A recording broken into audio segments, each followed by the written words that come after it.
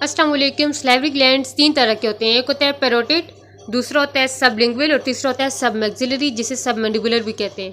इन तीनों का क्या काम होता है कि ये सलाइवा सेक्रेट करते हैं ताकि फूड की डाइजेशन हो सके। इसके अलावा माइनर सलाइवरी ग्लैंड्स भी होते हैं, वो पैलेट में, रूफ ऑफ द माउथ में, palate, floor of the mouth और इसके अलावा टंग में प्रेजेंट होते हैं। सबसे पहले हम देख लेते हैं कि पैरोटिड ग्लैंड का अगर इन्फेक्शन हो जाए तो उसकी वजह से कौन कौन सी डिजीजेज आती हैं। तो पहले ये मम्स का जो बच्चा होगा उसमें जो मेन उसको आपको सिम्टम नज़र आएंगे वो क्या होगा कि उसकी जो चीक्स होंगी वो स्वेल होंगी। इसके अलावा इस बच्चे को बुखार होगा, इसको भूख नहीं लगेगी, इसके मसल्स में पेन होगा। अच्छा, ये जो इसकी स्वेलिंग है ये ज़्यादातर कितने टाइम तक रहती है? 1 हफ्ते तक रहती है। और ये एक साइड ज़्यादा होती है, यानी कि यूनिलैटरल ये ज़्यादा होगी, बायलैटरल भी हो सकती है। और कुछ केसेस में तो जो इसके अलावा दूसरे सलाइवरी ग्लैंड्स हैं, जिस तरह सबलिंगुअल था, सब मैंडिबुलर, वो भी स्वेल हो सकते हैं। सिम्टम की वजह से होता है, ये एक वायरस की वजह से होता है जिसे कहते हैं पैरामैक्सोवायरस, जो कि ज़्यादातर चिल्ड्रन को इन्वॉल्व करता है। इंक्यूबेशन पीरियड इसका कितना है? 2 से 3 हफ्ते। और ये सलाइवा, नोज और यूरिन, इन तीनों के थ्रू ये एक्सक्रीट होता है। अब उसके बाद डायग्नोसिस के लिए हम क्या करेंगे? अमाइलेज का लेवल चेक करेंगे। जो अमाइलेज होता है ये during the first week of parotitis, ठीक है, सीरम में और यूरिन में दोनों में इसका लेवल क्या हो जाता है? इंक्रीज हो जाता है। उसके बाद हम एंटीबॉडीज़ चेक करेंगे। एंटीबॉडीज़ में अगर IgM ज़्यादा आ रही है तो इसका मतलब है जो इन्फेक्शन है वो रिसेंट है, यानी कि उस बच्चे को अभी अभी इन्फेक्शन हुआ है। लेकिन अगर IgM नहीं बल्कि IgG ज़्यादा है तो इसका मतलब है बच्चे में या तो पहले से मम्स हो चुके हैं, और दूसरी बात यह है कि अब उसमें इम्यून है। अब बच्चा क्या है? इम्यून है, इम्यून टू द पैरामैक्सोवायरस। स्ट्रीट कैसे होता है? तो पैराटाइटिस स्ट्रीट होता है कि आपने प्रॉपर हाइड्रेशन मेंटेन करनी है। इसके अलावा rest, pain killers, cold and hard compresses देनी है ताकि जो स्वेलिंग है वो ठीक हो सके, ठीक है, यानी कि इन्फ्लेमेशन को सप्रेस करने के लिए। उसके बाद ऐसी फूड यूज़ नहीं करनी जिसमें सलाइवा सेक्रेशन ज़्यादा हो, क्योंकि सलाइवरी जब भी फ्लो ज़्यादा होगा तो पेन ज़्यादा होगा।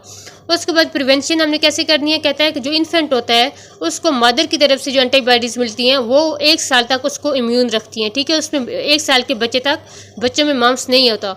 उसके बाद 1.5 ईयर यानी कि 15 मंथ्स में आपने उसको वैक्सीन लगवानी है, MMR, मीजल, मम्स, रूबेला की वैक्सीन, ताकि बच्चा इम्यूनाइज हो जाए।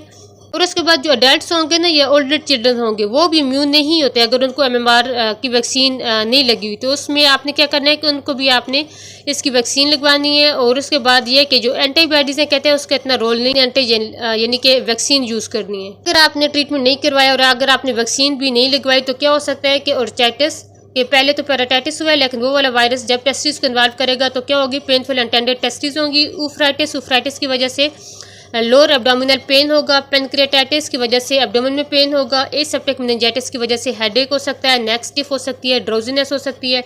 यूनिलेटरल सेंसरी हेयरिंग लॉस की वजह से सडन डेफनेस, और इसके अलावा थायराइडाइटिस, मायोकार्डाइटिस, नेफ्राइटिस और अर्थराइटिस भी हो सकता है।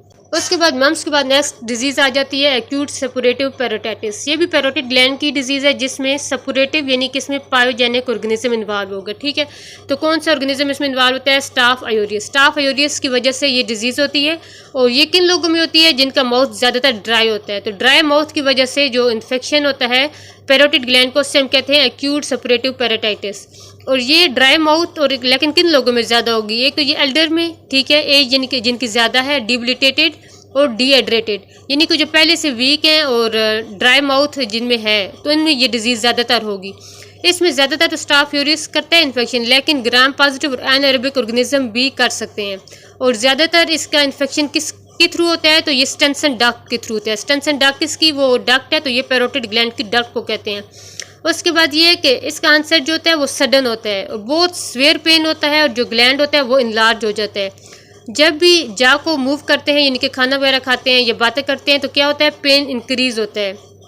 और जब डॉक्टर देखेगा कि एक्सटेंशन डक्ट की एग्जामिनेशन करेगा तो वो स्वेल नज़र आएगी, इसके अलावा वो रेड कलर की नज़र आएगी। और जो उसकी ओपनिंग है वहाँ पर पस भी हो सकती है, और पेशेंट कैसा होगा? वीक होगा, और इसके अलावा टॉक्सेमिक। तो ये वाला पेशेंट है कि जिसको एक्यूट सपोरेटिव पैराटाइटिस है, ठीक है। तो इसकी डायग्नोसिस कैसे करेंगे कि WBCs काउंट चेक करेंगे। तो इस केस में ल्यूकोसाइटोसिस होगी, यानी कि WBCs बहुत ज़्यादा उनका नंबर इंक्रीज हुआ होगा। और जो पॉजिटिव ऑर्गेनिज्म है उसको आइडेंटिफाई करेंगे थ्रू द कल्चर, और इसके अलावा कल्चर हम ब्लड का भी करेंगे और पस का भी करेंगे, ताकि फिर हमें पता चल सके कि कौन सा ऑर्गेनिज्म है, और फिर हम उसके मुताबिक एंटीबायोटिक्स देंगे थ्रू द IV। इसके अलावा हाइड्रेशन को मेंटेन करेंगे, और ऐसे फूड यूज़ करेंगे जिसकी वजह से सलाइवरी फ्लो ज़्यादा हो, ठीक है। सलाइवरी फ्लो क्यों ज़्यादा हो? क्योंकि इसमें जो कॉजेटिव फैक्टर या रिस्क फैक्टर है वो क्या है? Dry mouth. और इसके अलावा ओरल हाइजीन को मेंटेन करेंगे ताकि कोई भी इन्फेक्शन ज़्यादातर ना हो, कोई भी इन्फेक्शन और ज़्यादा इन्फेक्शन ना हो।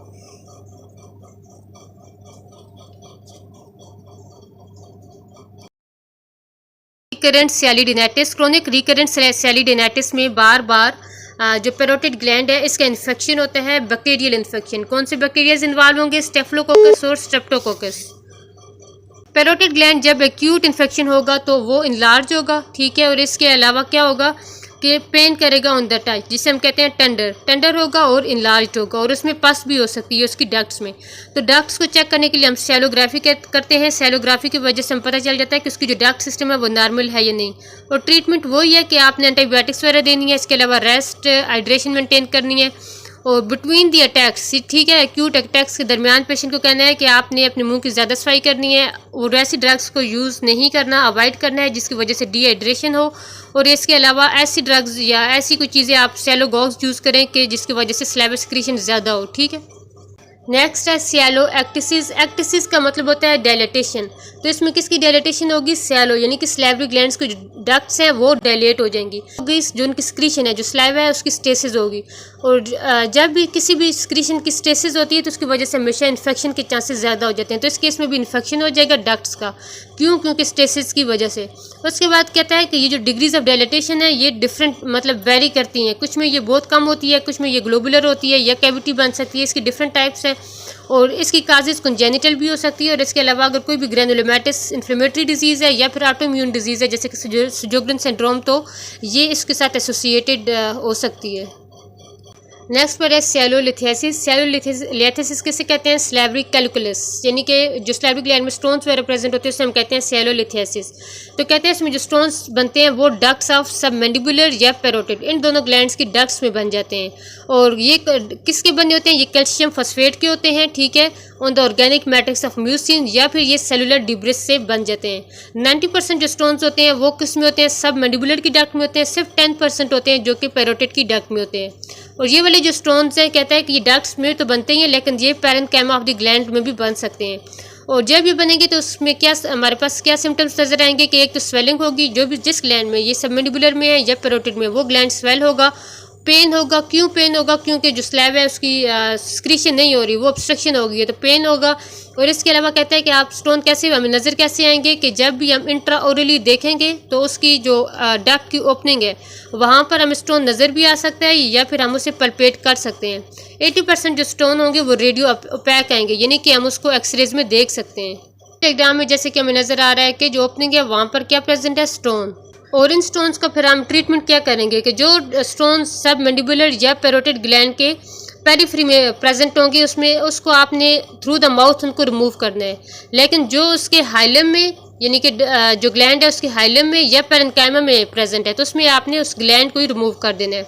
और डायग्नोसिस हम कैसे करते हैं कि अगर रेडियो पैक स्टोन नहीं है तो उसको तो फिर हम एक्सरेज में नहीं देख सकते, तो रेडियो ल्यूसिस कर सकते हैं कि उसमें उस बंदे में arm contrast sialography, ultrasound, MRI, digital subtraction sialography. Sialography कहते हैं कि डक्ट सिस्टम को हमने देखना है, तो ये सब उसमें करते हैं। और आजकल जो रिसेंटली टेक्निक है वो कौन सी हम यूज़ कर रहे हैं, उसे कहते हैं सेलो एंडोस्कोपी। तो ये डायग्नोसिस के लिए और ट्रीटमेंट के लिए दोनों जो रेडियोल्यूसेंट स्टोन्स होते हैं उसके लिए यूज़ हो रही है। नेक्स्ट आ जाता है सुजोग्रन सिंड्रोम। सुजोग्रन सिंड्रोम किसे कहते हैं? इसे सीका सिंड्रोम भी कहते हैं।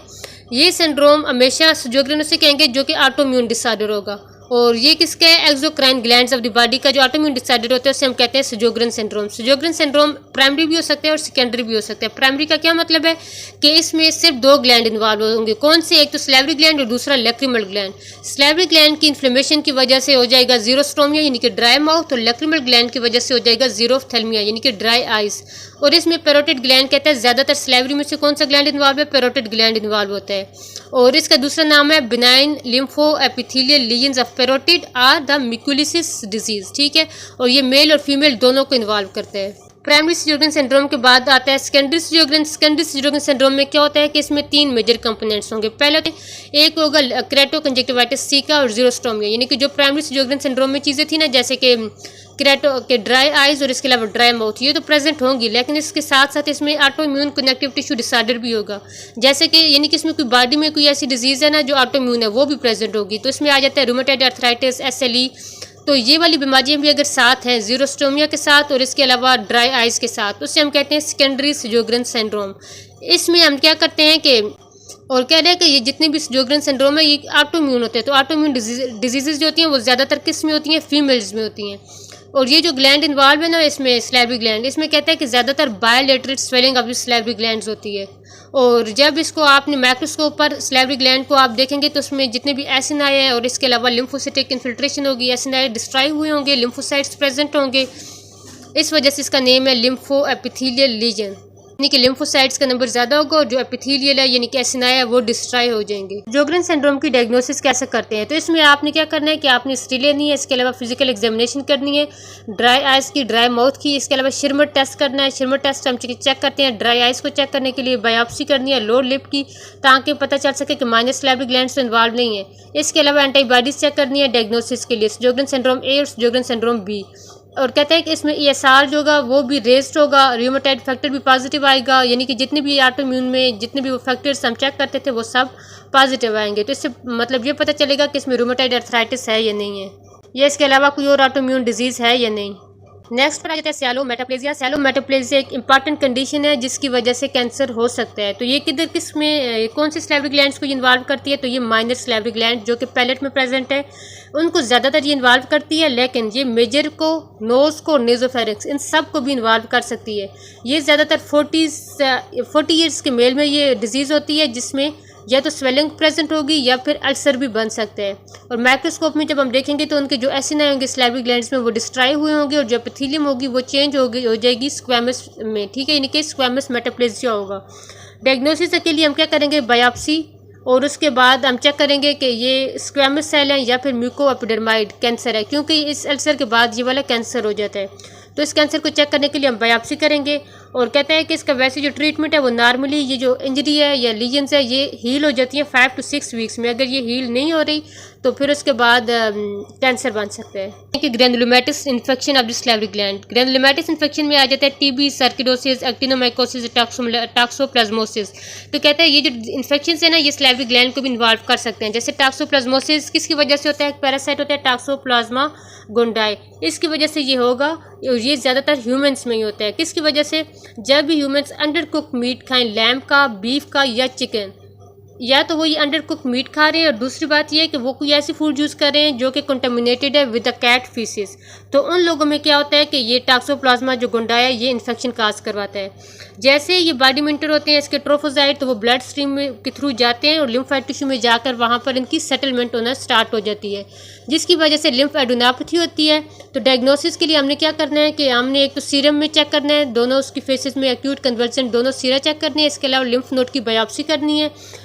ये जो डिज़ीज़ है इसमें ये खुद ब खुद ठीक हो जाती है, लेकिन अगर कोई बंदा इम्यूनो कम्प्रोमाइज्ड है जिसमें इम्यून सिस्टम ठीक नहीं है, वीक है, या कोई प्रेग्नेंट वोमन है, तो उस केसेस में आपने ट्रीटमेंट करना है। ट्रीटमेंट क्या करते हैं? हम पेरीमिथामीन देते हैं इस टॉक्सोप्लाज्मोसिस के लिए। और इसके अलावा ग्रैनुलोमैटिस डिजीज़ में आती है टीबी आ जाती है टीबी जो होती है ये इसमें कौन से इन्वॉल्व होते हैं? ग्लैंड्स, तो पैरोटिड ग्लैंड और सबमेंडिबुलर ग्लैंड्स को ये इन्फेक्ट करती है।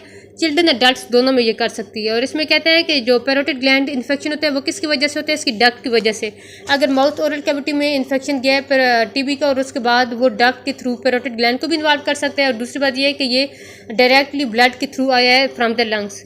और इसके सिम्टम्स क्या होंगे कि जो पैरोटिड ग्लैंड की डिजीज़ थी जैसे कि एक्यूट पैरोटिड सेलिडिनाइटिस या फिर ऐसा पैरोटिड मैस जो कि ट्यूमर को मिमिक कर रहा था, तो इनके जो सिम्टम्स होंगे वो इसके सिम्टम्स भी होंगे। तो आपने डायग्नोसिस के लिए PPD टेस्ट करना है, इसके अलावा बायोप्सी करनी है और एक्सरे करने हैं एवरी चेस्ट। इसमें ट्रीटमेंट ये है कि जो टीबी का ट्रीटमेंट है यानी कि आपने टीबी की वजह से ही हो रहा है ना, तो आपने एंटी ट्यूबरकुलर ड्रग्स देनी है। और जो बंदे रिस्पॉन्ड नहीं कर रहे ड्रग्स को तो फिर उसमें आपने बायोप्सी करनी है। और कहता है कि एटिपिकल जो माइकोबैक्टीरिया होता है वो भी ग्लैंड को इन्वॉल्व कर सकता है, इसके अलावा वो लिम्फ नोड्स को भी इन्वॉल्व करता है। तो उसमें जो एक्सरे ऑफ द चेस्ट होता है और PPD टेस्ट ये नेगेटिव हो सकता है। और बायोप्सी में आपको क्या नजर आएगा, एसिड फास्ट ऑर्गेनिज्म, यानी कि जो टीबी काज करवा रहा था वो वाला ऑर्गेनिज्म आपको नजर आएगा। और फिर आपने उसको कल्चर करना है और उसकी सेंसिटिविटी चेक करनी है ताकि फिर हम उसके मुताबिक उसको एंटीबायोटिक्स दे सकें। ल्यूमेटिस इन्फेक्शन में लास्ट में आ जाता है एक्टिनोमाइकोसिस, जो कि non acid fast gram positive organism की वजह से होती है। और ये कब होती है कि पहले अगर डेंटल इन्फेक्शन हुआ है तो उसके बाद पैरोटिड ग्लैंड इन्वॉल्व होने की वजह से इसका इन्फेक्शन भी हो जाएगा, तो इसमें पैरोटिड स्वेल हुआ नजर आएगा, सल्फर ग्रेन्यूल्स का डिस्चार्ज होगा, स्किन में फिस्टुला प्रेजेंट हो सकता है। तो आपने इसका ट्रीटमेंट कैसे करना है कि पेनिसिलिन, एरिथ्रोमाइसिन, टेट्रासाइक्लिन वगैरह देनी है।